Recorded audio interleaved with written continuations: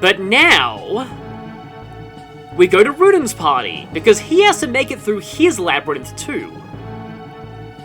And Rudin's labyrinth is a bit more involved. So, for one, if we check map, you can't tell this, but I'm pressing the select button, and no map is coming up. This time, you don't get that map to cheat your way through this labyrinth. Everything is pitch dark, and you have to feel your way through it yourself. You can still get something of an idea of where to go based on the enemy movement ranges, but that's the only hint you get. There's also a lot of chests here, a lot of Draco zombies, summoners too. Also, yes, Kate. Kate is trapped in this cell, but she's only trapped with two I say very weak revenants, but they're level 20. Two revenants. So you will have to rescue her eventually, but you can quite easily warp Sierra in if you have her and take those guys down, or if you have Renee on Runin's route, you can use the exercise staff. If you don't have any of those though, it could be something of a problem, but you can keep her healed with Physic, so honestly, it's not really that big of a deal. We've also got a guy with Black Hole up here.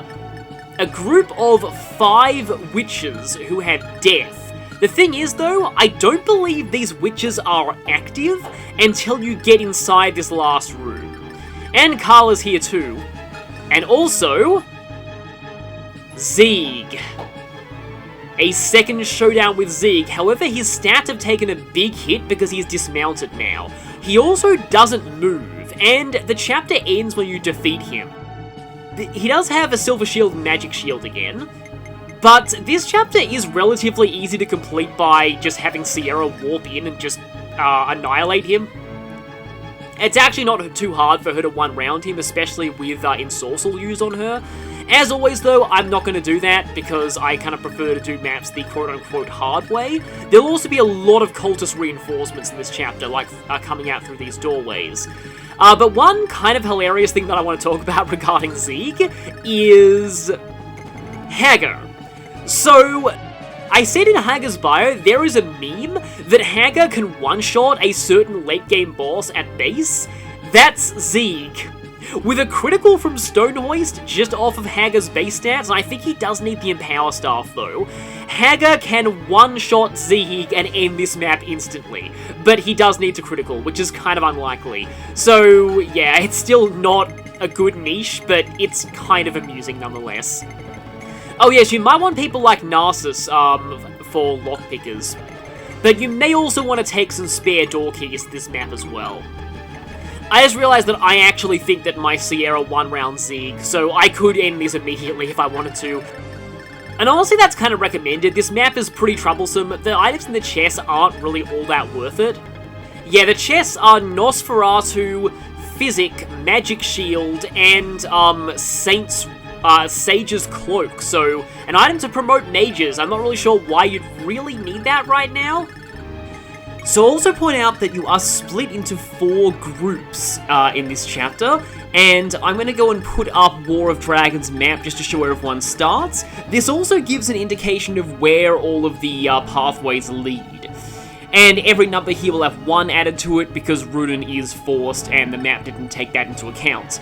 So yeah, Rudin's group is going to have to head to the right because that path requires less door keys. I've given every group a door key. You'll be seeing in a moment which people I sent into which group. I've also swapped out Mel for Raquel, and the reason for that is that I want to see if I can do something here. I'm not sure if it's going to work out though. But before we do anything else, we're about to get some pretty big lore drops, and it also looks like Carla's changed her outfits to the more traditional witch outfit, like the one Sierra wears.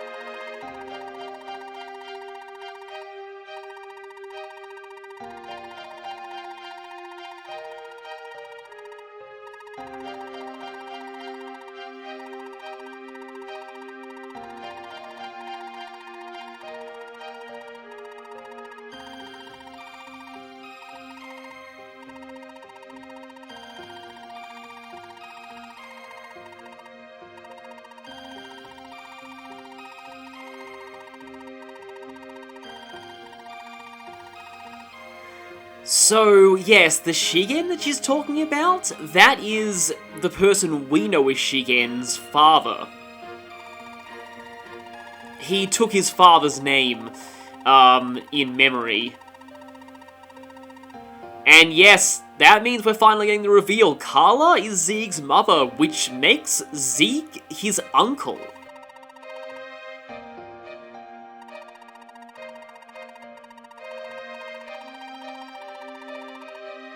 Again, this is Shigen Sr. She's talking about here.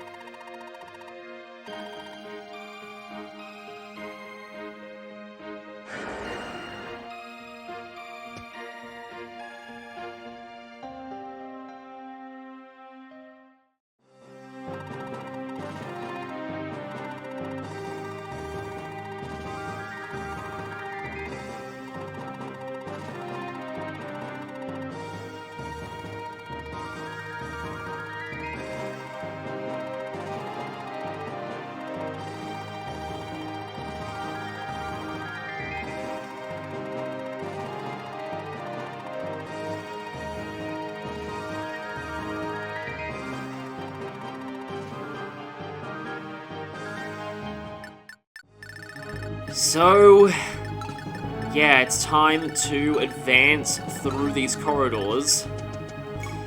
And yeah, that was a pretty big lore drop to take in. It's kind of another one of those cases where the good parts of this story are really good, but sometimes they do come a little out of nowhere. I mean, there was definitely some foreshadowing towards what Zeke had to go through, as well as... But, like, Carla, it feels like she suddenly gets a tragic backstory, kind of, a little out of nowhere. It's still, like, it is still a pretty decent backstory overall, and okay, yeah, so, if I move Narcissus there, the dragon will be able to attack him, so I'll have to be careful of that. Although, can I? Okay, I can just Salia spear that dragon, so I don't need to worry about it at all.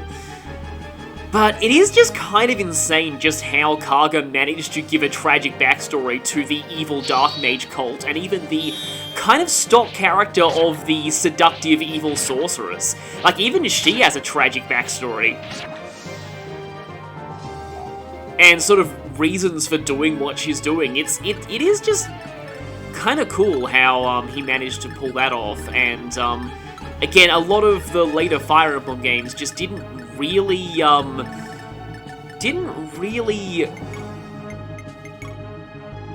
do much to, you know, avoid depicting the Dark Magic cult as just pure evil with no redeeming qualities at all. But anyway, gotta remember that Raquel still can't kill humans.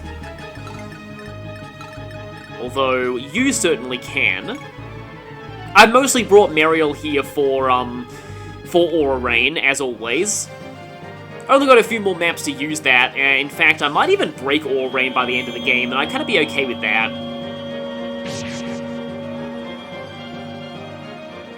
And really, yeah, most of, like, I don't know if there's much more I can say about the Zoan backstory. A lot of what was just given there speaks for itself.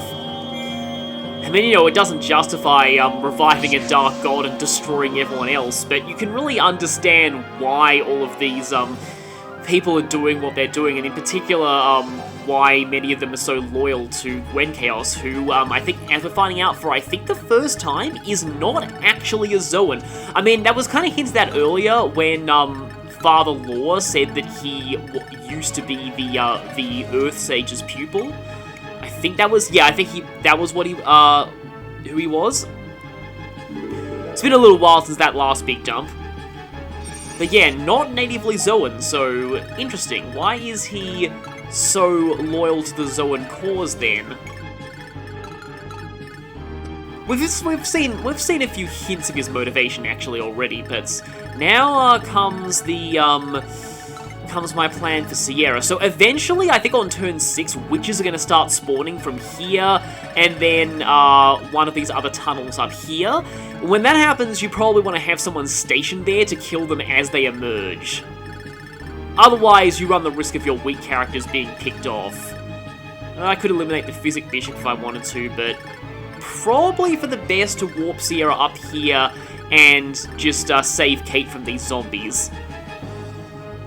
She's not really in that much danger as long as you have a Physics Staff user, but overall it's still better to make sure that, okay, you guys don't have any resistance, so I can safely use Nosferatu, that you take care of them early. Although she is still, I believe, an NPC until you get Sasha to talk to her. That's why I put Sasha in the middle group, Runen's group. And we might be seeing Runen use his legendary weapon soon. We already saw it against that dragon earlier, well, Draco Zombie, in the last chapter. Okay, please don't do too much damage to Runen. Yeah, my Runen is still fairly weak, which might actually come back to bite me in the final battle, because, no, he still one-rounds these cultists, though. And yeah, they will drop door keys, just to make sure you're not completely screwed here. I already have 2 keys on Runen, though. So, and he can always pull anything he wants out of the item bank, so, yeah. And yeah, those cultists will keep spawning indefinitely. So in my test playthrough, this was actually the first time that I ended up getting a random drop. I got a random drop out of the cultists here. You know, honestly at this point I probably should turn off Mariel's animations because Starlight is really, really long, but we are near the end of the game. So overall, this is actually a fairly interesting map. Like I said though, you can just, if you have a very good Sierra, she can just one-round Zeke and end it immediately, but it is kind of, like, I feel like for a map where you can't, like, see where you're going at all, it is decently balanced, although it is annoying that if you take the wrong path, you have to spend more door keys than you otherwise would. But that can be alleviated somewhat by bringing thieves. Although I feel like in a way this game might be, like, this map might be a little more balanced if it was like Fire Emblem 1 and the Lord could open, does the Fire Emblem allow Marth? I almost called Marth Runen, but I guess that says something. Does the Fire Emblem allow, Marth to open doors or just chests? I have a feeling that it's just chests.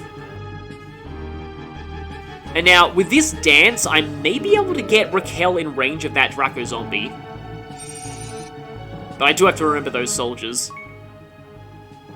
Okay, yeah, Mastery to Plum doesn't really matter all that much right now. Can Raquel... Oh, she can use an Arbalest. Which, funnily enough, is going to double, despite the fact that it puts her in negative attack speed. And she can't get attacked in return, so may as well. Let me see if I can activate a Depth or something. And yeah, her Slayer's kicking in, so she has an enormous crit rate. So I'd say the odds are pretty good of her taking out this thing, but I could be wrong about that. Well, there's a crit. And there it goes.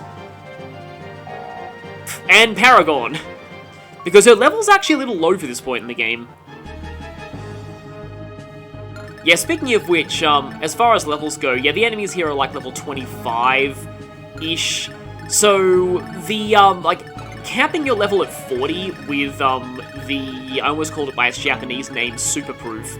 But capping your level at 40 with that item is not really necessary. You only need to be about level, level 30. Like, level 30 is plenty for the end of the game.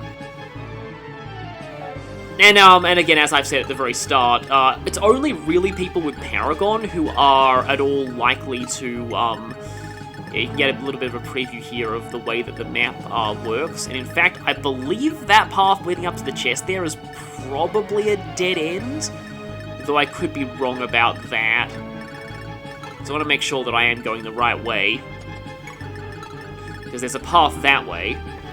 Okay, so the path up here is a dead end unless you have a door key, which I do have. I think, who has the door keys in this group? Oh, no one has the door keys in this group because I rely on Narcissus for that, and his move is a little bit bad, so... in a way, maybe it's actually faster for me to go around this way. Or maybe not. I just need to make sure that the upper group gets through here by turn 6 so they can start getting rid of the witches. And yes, I like to, yeah, Rudin kind of needs to go around that way. Eventually the paths will meet up.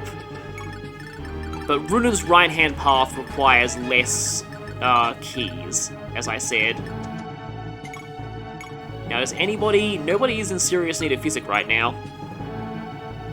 Alright, Sierra. Those guys can get a little overwhelming if we don't deal with them early, but at the same time... Probably best to just get rid of the other zombie. And overkill. Terror. So we are very quickly approaching the end of this game. This is our last map before the final chapter. It's a pretty long game overall. 40 main chapters, and that's not including skirmishes, of which several are forced. And I've gone a little over 50 hours at this point, which is pretty significant playtime for one of these kinds of games. Of course, that's unless you're talking Three Houses, which I feel honestly got a little bit overly long in a way, with like most of its gameplay being the monastery. But well, yeah, we don't need to talk about that here. I suppose you can start arbalesting that thing. I mean, like, honestly, that Draco Zombie is not a threat unless you care about that chest, so really, it's actually not that important that I get, Raquel over there. Just need to make sure that it can't, breathe on me.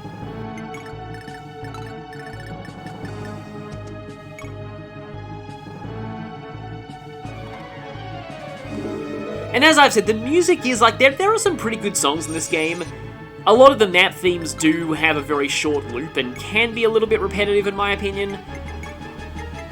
I guess we can see what happens if I put our animations on view, although it's probably best if I attack from range. I am running out of Starlight, but again, it is almost the end of the game. Wow, Starlight is way faster with animations off. It's like one of the slowest in terms of battle animations, but it seems to be one of the fastest spells in terms of map animations, which, again, is kind of odd.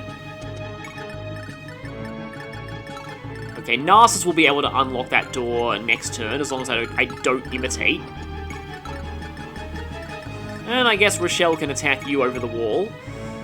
May have to conserve these Sunflame uses, though, because I don't really have anyone who can use the Hammer and Staff on this route. Which is something that I feel like I've probably said before. Okay, we'll be opening that door soon, and then, yeah, then Runen is currently at the point where he's, yeah, getting... Because once he goes through here, he just needs to go up there, around, and... I mean, Runen himself doesn't actually need to reach the end of the map at all, because it's just defeat boss, not seize or anything like that. In a sense, I almost wish this was, this was seize, because, Talk... Can anybody recruit... I thought only Sasha could recruit Kate. I may actually need to... Okay, before I go for that, Physic guy... Although I can attack this thing with Swarm. And not double, so what's the point? But yeah, I might need to make a save state and see what happens if I, talk with Sierra. I mean, it would actually make sense that you can, recruit her back with anybody in your army, because, I mean, Sasha has unique dialogue with her, I'm pretty sure. But you may not necessarily have Sasha and Kate in the same party, and it would be a bit mean to have her relegated to being an NPC permanently if you forgot to bring a certain character. So, I guess it makes sense that anyone would be able to recruit her back, but again, I'll need to actually, make a save and test that out, because I didn't actually know that could happen.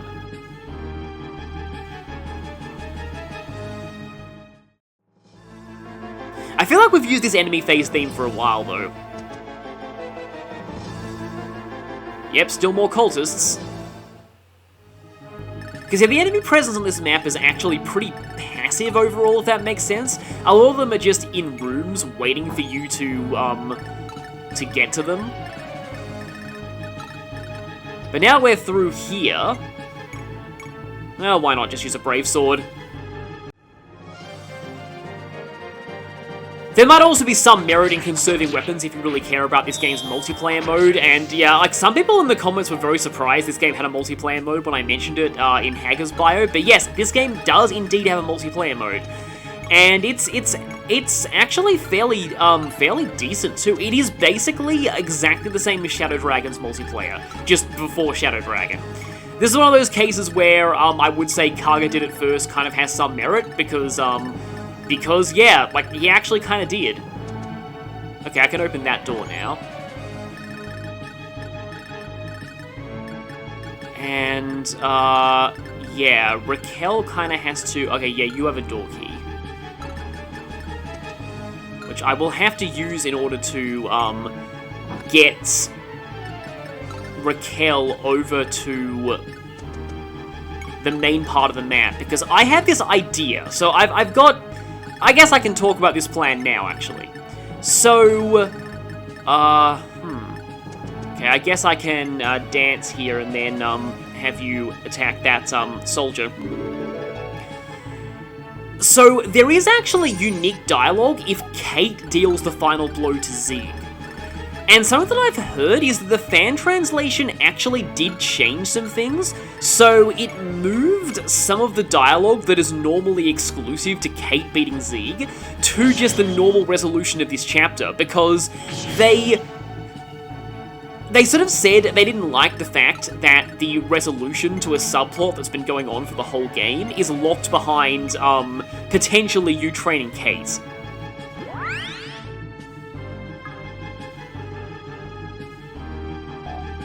So they sort of wanted to make that extra dialogue a little bit more accessible to players. And I can kind of understand that, but at the same time, that sort of takes away some of that uniqueness of that special defeat quote that you get with, yeah, using a certain person. It's just kind of like how in, like, I never knew this until I watched Garth's support science video on Hector. And this is something that I probably do plan on showing off if I ever do a playthrough of Fire Emblem 7. There is unique dialogue if Hector deals the final blow to Linus in Cog of Destiny. And that means that I would probably have to end up doing the Lloyd version of chapter of Four Fang Defense on my... Because if I did play Fire Emblem 7, I'm pretty sure my main file would be Hector mode, and I would have Eliwood mode as just a secondary file, possibly as a test playthrough, just to show off the Eliwood exclusive chapters, of which there are quite a few. I suppose I can go for the Killing Edge. It really doesn't matter what weapon Naren uses at this point. And that's kind of a shame because I much prefer the Linus version of Four Fang Defense to the Lloyd version.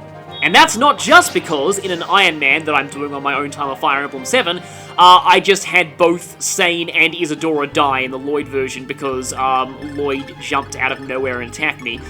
Because like I knew that I knew that Lloyd moves on Hector mode. I knew that he starts further forward in the map than he does in Eliwood mode, but I didn't actually know exactly where he was, and yeah, he was a little bit further in than I expected, and some people paid the price. So that was unfortunate, because now, I say now because that run is current as of recording this, but the next chapter that I have left to do is Battle Before Dawn, so it might end there, especially since Kent is the only paladin I have left. It's just, yeah. And also, yeah, some stuff has happened. I'm not really playing it very seriously. I'm mostly playing it, like, late at night when I'm quite tired, so yeah, I'm probably playing, like, nowhere near as well as I should be. Now, I believe, yes, this is turn 5. And I probably should have thought about that before I moved Plum, because now I can't double Aura Rain all the way. This actually makes me wonder, though, if I Aura Rain now... Oh, if I do that, though, I'm gonna have to move back a little bit, because I don't want them attacking Latina. If I Aura Rain now, is that gonna trigger all of the witches into moving?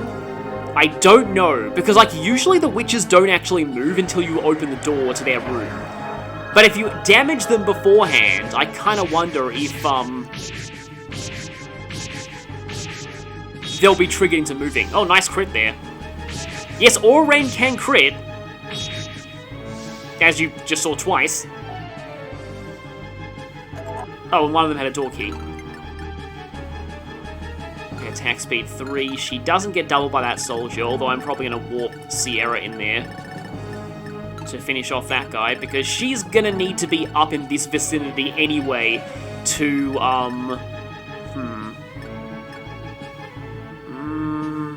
no, I won't do that yet. But she'll need to be up in that vicinity to take out, some witches as they spawn. I suppose I can Sylphid.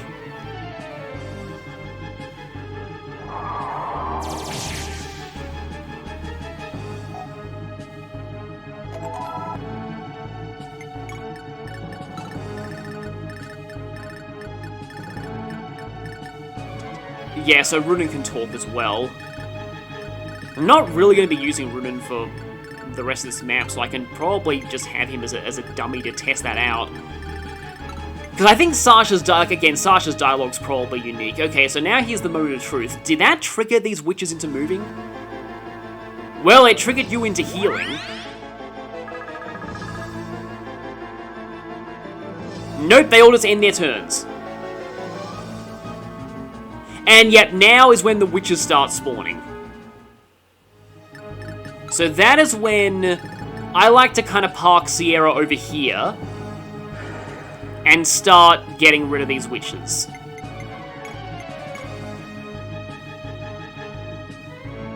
Okay, I probably should have given it the Goddess Shield, I just realized. But I suppose I could also just Sylphid. This should be a one-shot. Yeah, it was pointed out to me in the comments, though, regarding Ernst, that I could have made that fight a lot easier by equipping the Goddess Shield on somebody. Oh, the witches can't even attack Sierra from there anyway. And it's just, it's kind of a pain because I just kept, okay, Terra's good. Because witches with death are a serious issue.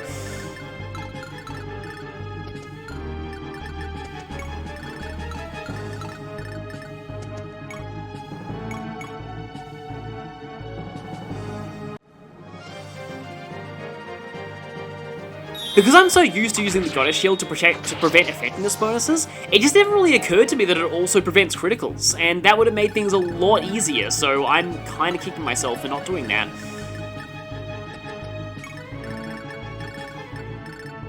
Okay, Sasha is almost... In fact, she probably can reach Kate this turn.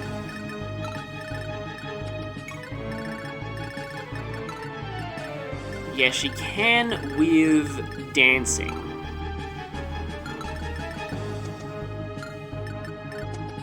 I suppose why not just Starlight this guy.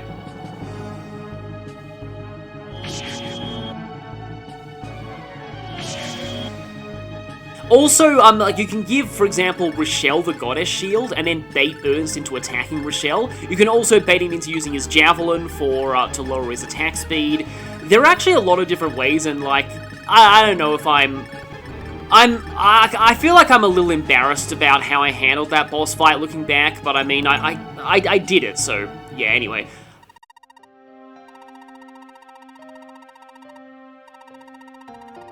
Oh, maybe it has to... Oh, no, it has to... Okay, it does have to be Sasha. So everything I said earlier about the quality of life of letting M1 recruit her back? Nope, yeah, I was wrong. It actually does have to be Sasha. So that is actually a real kick in the face if you didn't put Sasha and Kate in the same party.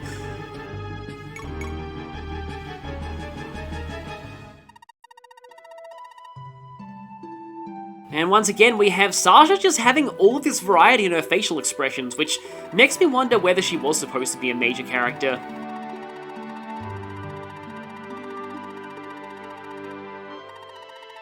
The thing is, I'm not really sure that Zeke did... Well, I mean, Zeke did deceive her, but I feel like their romance was genuine. And Zeke is still very reluctant. This music is actually really good. I probably shouldn't be talking over it.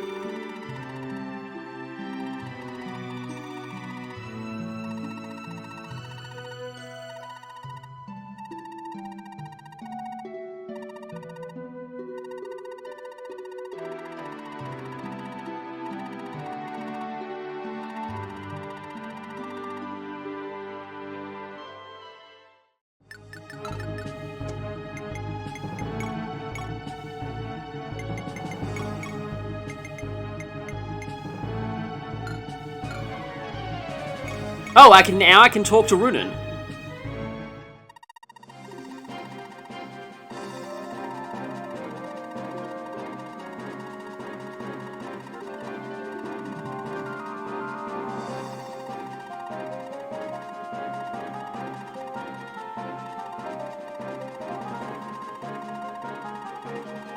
By everyone, we mean, like, you know, Sasha and then maybe Raffin. Because no one else can really see you right now. And Plum. So... Oh, I have exactly 14 attack with the bowgun. Drat! So the reason why I brought Raquel here is because I thought that I might be able to reduce Zeke down to 1 HP with her and then have Kate deal the final blow, but Kate just is missing out by 1 point of strength. I mean, I could attempt to have her fight some enemies and maybe level up. I just wanted to try and see if I could show that. Oh, I'm 1 strength short, though. That is a huge pain. If I brought Lyria, then she probably could have done it. Oh, so, okay, that guy... Now, this is annoying, because this guy's just going to be healing them every turn. And if I warp Sierra in there, everything's going to attack her.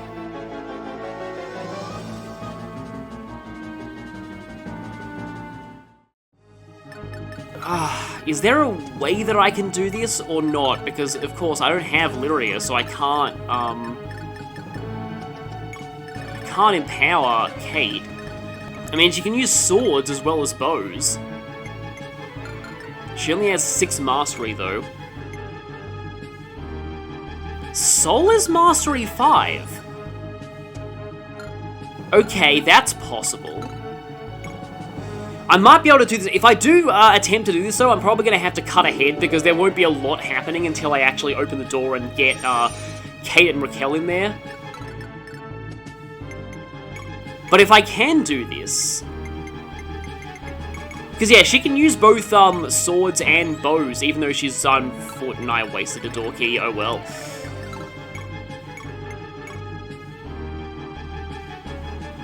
So I guess I'll see you at the end of the map when I've got up to that door and I'm able to rush in.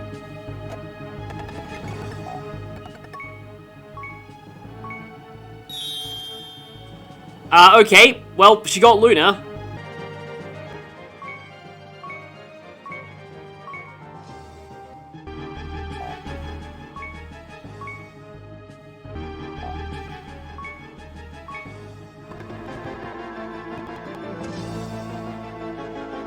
Oh, okay, interesting. Zeke moves when you get in his range. And now he's not using the other boss theme.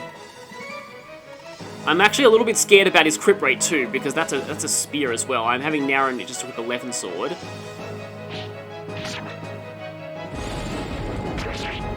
One damage. The main reason I had Naren equip the Leaven Sword was to try and, yeah, the witches still aren't even doing anything. Was to try and have him, weaken Zeke a little bit, but with the magic shield, that's not really happening anytime soon.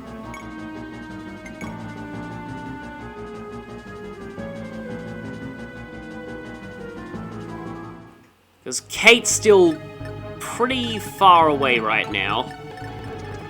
I guess Raffen can take care of finishing off these witches. And that'll leave Rochelle free to potentially wear down Zeke's shield a little bit. I just realized that Naren survives a crit from Zeke's spear with exactly 1 HP. That's kind of insane. Oh, he can attack Sierra! Oh god, I just realized that. Wait, no, he can't because his movement is... And now he's just healing, okay. Yeah, freaked out for almost nothing. Yeah, this is all, like, I am making this way harder on myself, honestly. It's mostly just because I want to see if I can get the Kate conversation, which I've never actually done before. Of course you crit.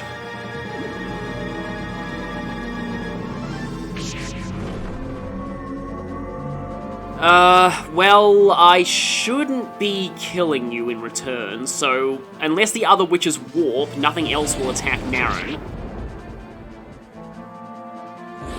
Yeah, this is on me for forgetting the Goddess Shield again.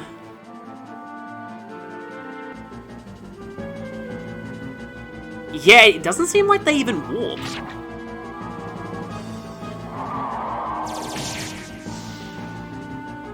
And I can Aura Rain again next turn. Because it's turn 10. So that might be kind of helpful.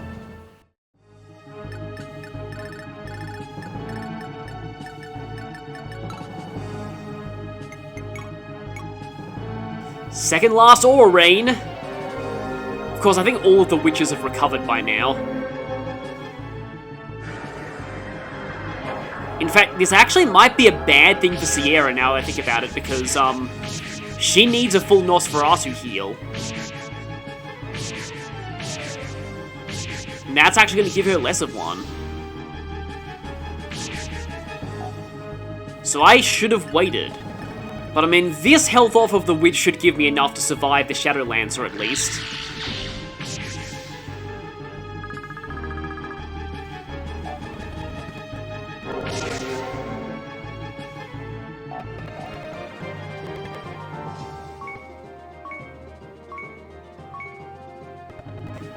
I'm gonna see if I can bait some of those witches into attacking Rochelle, maybe? Of course, there's the fact that his Sunflame isn't gonna protect, him much from, magic crits. And you're back, hi there. No crit, though. Okay, there goes his magic shield. Probably not, like, the best, the biggest... Yeah, they're not doing anything, that's really weird. And thank you for providing, for generously donating your health. Yeah, those witches' AI is incredibly strange. Of course, this is a good place to... It's actually a good place to grind in general for the final battle. Oh, she had a shield. Huh, that's actually gonna be awkward now. So those Shadow Lances are actually doing way more damage to her than I thought. Yeah, they've got 25... Okay, so they hit her for 20 now. And I can't really use Nosferatu against the witches because it doesn't one-shot. So maybe I'm a little bit on a timer here, unless I have an idea. Let's see how many things this affects this turn. Okay, that's one of those witches. My idea is to silence them and then rush in and try and get rid of as many of them as I can. Okay, all of them are silenced. Right. And the healer is also silenced. Okay, I think I silenced everything that can use magic, at least. Now, how do I capitalize on that? I only have 2 uses of Starlight left, so, like, my Starlight is gone if I take out that guy, but, I might want to warp Sierra in there and see if I can... Because I still have Zeke, obviously, and I think he actually one-shots Sierra, especially without her shield, so So the problem is, if I open that door, Zeke is gonna kill Narcissus unless I can block that space somehow. So that's something that I'll need to be aware of. If I get Narcissus there, open the door, and then if I have somebody stand there, Zeke shouldn't be able to attack Narcissus. And this will let me eliminate at least one of the witches. I mean, it's not actually, like, that vital that I get rid of the witches now, because they can't do anything this turn, but might as well do this. I'm running dangerously low on Sunflame, too. And all of this just to show one conversation between Zeke and Kate. Yeah, Naren also needs healing desperately, because now if he gets crit by Zeke, he will die. But Plum can physic him. Yeah, I don't think the Ward Blade is really going to help me all that much here. So that's another witch gone.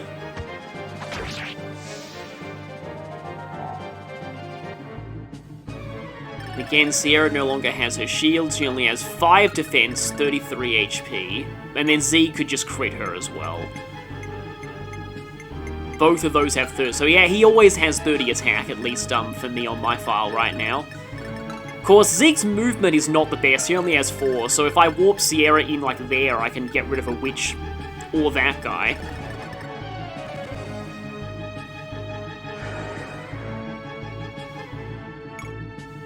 Of course, after all of this, I still need a way to safely get Kate and, I can't W, so I have to use Sylphid. To safely get... Wait. Yeah, that should still be enough. To safely get Kate and Raquel in there. Because I obviously don't want Zeke attacking Kate, which he probably will still do. Yeah, so like, for example, right now, if I use the bow... I mean, he has his Silver Shield, so I can't do it anyway, but I would have done nothing anyway, because he has exactly 14 defense.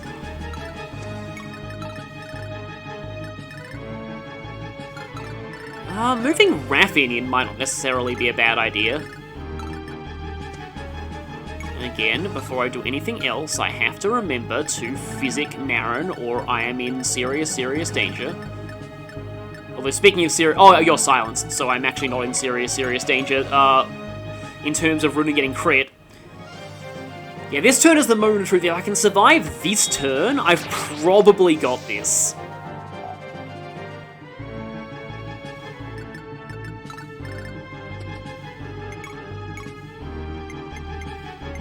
I guess I can equip the Canaan Spear. Then Plum will go as far forward as she can. Physic, not heal.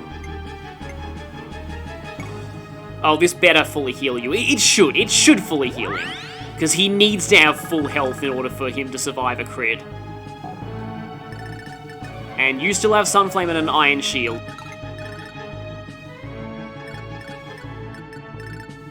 And, yeah, right now, I actually do need to... Unfortunately, I'm breaking Starlight this way, but I don't think I have much of a choice.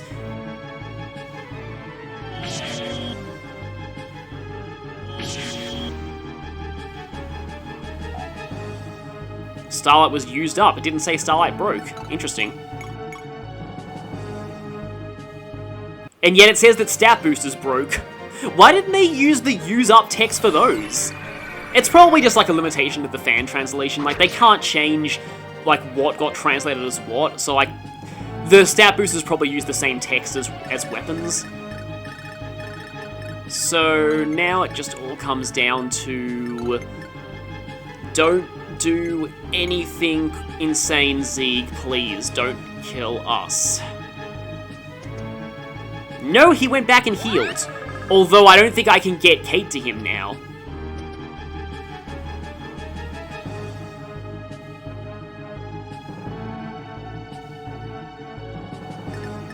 The other witches were blocked from spawning, though.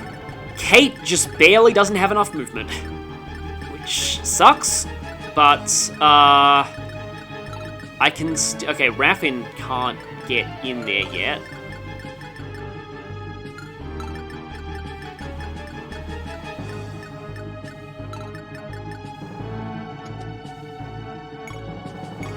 So I need to eliminate this last witch.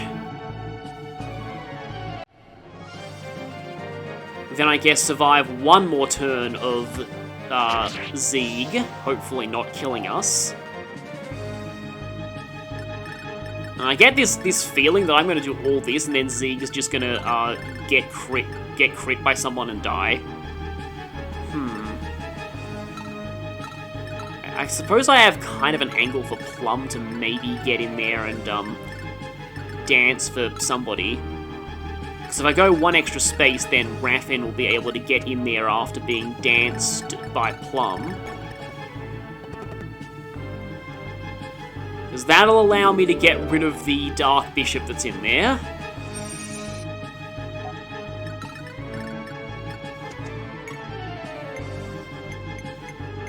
A chapter that would normally be very easy is making me extremely nervous just because I'm trying to get one special conversation.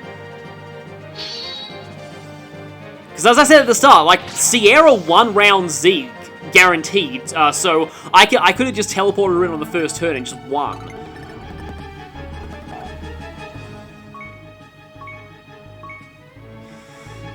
Mastery's a little higher, but still not enough to use Physic. Okay, what's Z gonna do? Oh, he went all the way in the corner. He just doesn't want me to get Kate to him. He's just kind of trying to spite me right now. For some reason, he has less crit now, which is kind of odd. Oh, because he had Wrath, that's why. So Aura Rain was actually making things worse for me.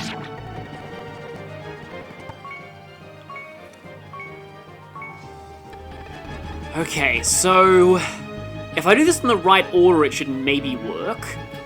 So Raquel will Brave Bow first, which should take away his shield, but not do any damage.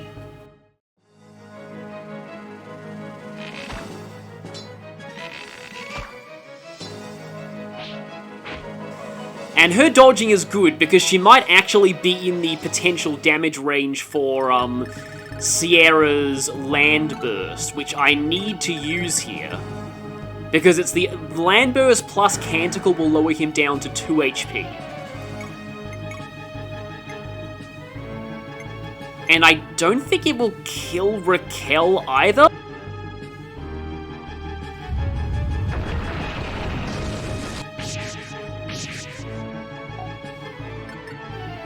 Okay, yes, that puts him down to 26. Now, Canticle does exactly 24. And I won't need to worry about his enormous crit rate due to Wrath, because I cancel his counter.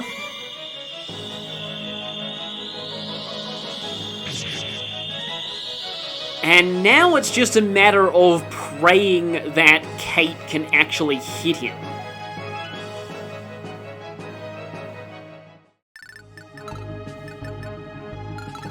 And I'll put you in the area so I can Land's Mirror.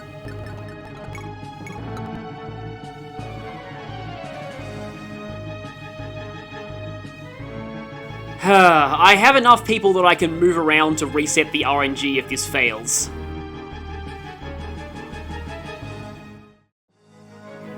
Yeah, there's special boss dialogue too.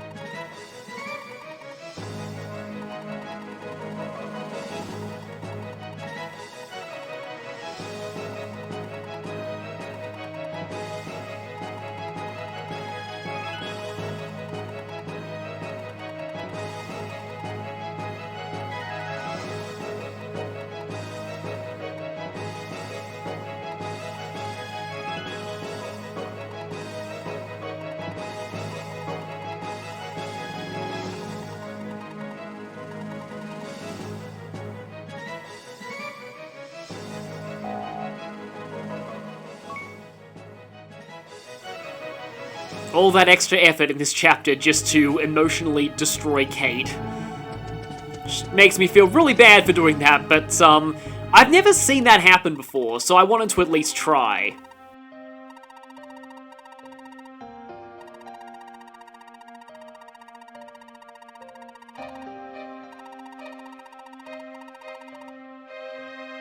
Yeah, Eugen was actually the one who trusted that guy in the first place, so yeah, one point where Eugen made a bit of a bad call. That said, I still wish that things could have been better with Zieg. A lot of people wish you could recruit him back, and honestly, he'd be a pretty good asset in the final chapter. So maybe there should have been some secret way to do it. Maybe even defeating him with Kate should have been the key to actually recruiting him back. I don't know. I feel like recruiting him back should have been hard, but they could have easily made it work.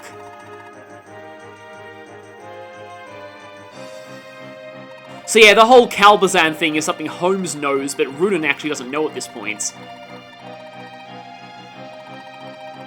He's basically trying to do the same thing that Kalbazan did and have Gerzel be reborn in his own flesh.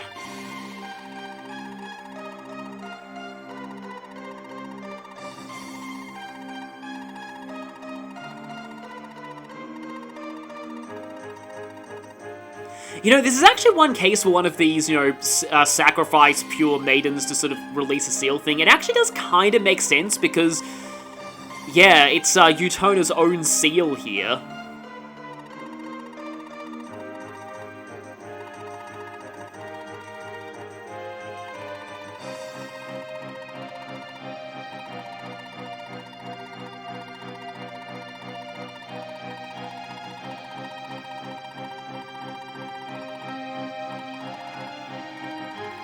Well, we do have one of those on Holmes and Runen right now. But we've lost the Holy Sword of Leader since, Richard handed it over to Gwen Chaos when he betrayed us.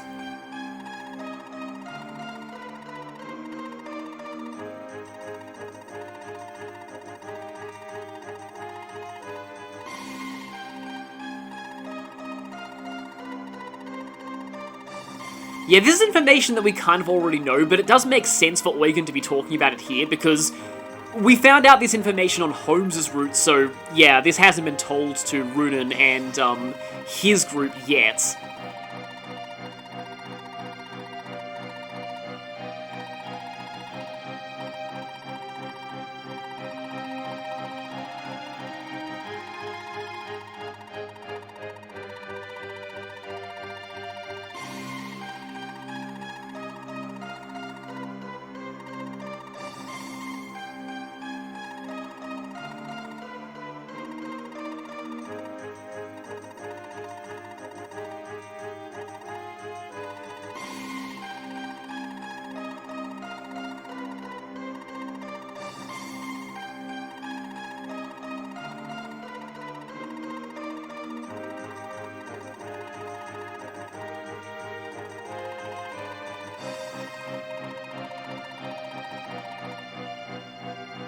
If Senator already has his, though, the only one of the 4 that's missing is the one of Leader.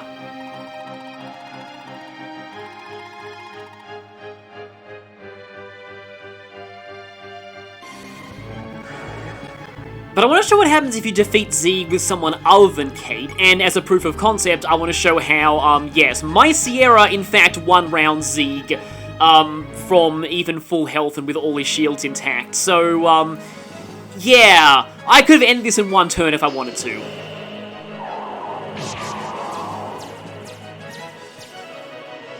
So I hope showing that Kate conversation was worth it.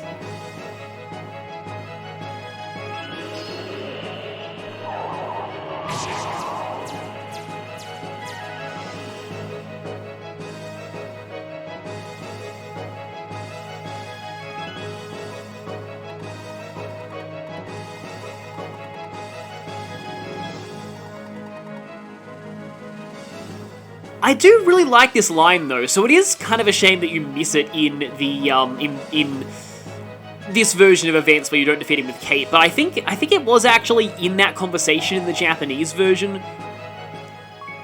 So, yeah, apparently some things were moved around according to the fan translator. Oh, I guess Sierra mugged him in this version of reality. And so with that, next time it will be the final chapter. I'll see you next time for that one. It's gonna be pretty epic. I'll see you all then.